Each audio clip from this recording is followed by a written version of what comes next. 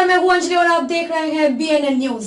तो चलिए शुरुआत करते हैं आज की प्रमुख खबर से। ऋग्वेद में लगभग 1000 सूक्त हैं, यानी लगभग 10,000 मंत्र हैं। चारों वेदों में करीब 20,000 से ज्यादा मंत्र हैं और इन मंत्रों के रचयिता कवियों को हम ऋषि कहते हैं। बाकी 3 वेदों के मंत्रों की तरह ऋग्वेद के मंत्रों की रचना में भी अनेक ऋषियों का योगदान रहा है, पर इनमें भी 7 ऋषि ऐसे हैं जिनके कुलों में मंत्र रचयिता ऋषियों की एक लंबी परंपरा रही। ये कुल परंपरा ऋग्वेद के सूक्त 10 मंडलों में संग्रहित है और इनमें 2 से 7 यानी 6 मंडल ऐसे हैं जिन्हें हम परंपरा से वंश मंडल कहते हैं, क्योंकि इनमें 6 ऋषि कुलों के ऋषियों के मंत्र इकट्ठा कर दिए गए हैं। आकाश में 7 तारों का एक मंडल नजर आता है, उन्हें सप्त ऋषियों का मंडल कहा जाता है।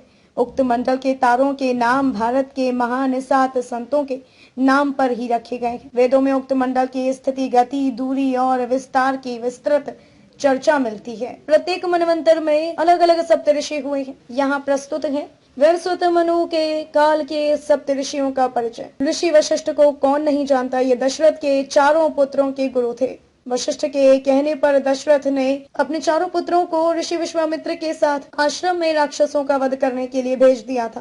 कामधेनु गाय के लिए वशिष्ठ और विश्वामित्र में युद्ध भी हुआ था। वशिष्ठ ने राजसत्ता पर अंकुश का विचार दिया तो उन्हीं के कुल के मैत्रवर्ण वशिष्ठ ने सरस्वती नदी के किनारे 100 सूक्त एक साथ रचकर नया इतिहास बनाया। दूसरे महान ऋषि मंत्र शक्ति के ज्ञाता और स्वर्ग निर्माता विश्वामित्र। ऋषि होने के पूर्व विश्वामित्र राजा थे और ऋषि वशिष्ठ से कामधेनु गाय को हड़पने के लिए उन्होंने युद्ध किया था, लेकिन वे हार गए। इस हार ने ही उन्हें घोर तपस्या के लिए प्रेरित किया। विश्वामित्र की तपस्या और मेनका द्वारा उनकी तपस्या भंग करने की कथा जगत प्रसिद्ध है। खबरों में अब तक बस इतना ही। मिलते हैं फिर ऐसे ही किसी बड़ी खबर के साथ। तब तक के लिए नमस्कार और देखते रहिए BNN न्यूज।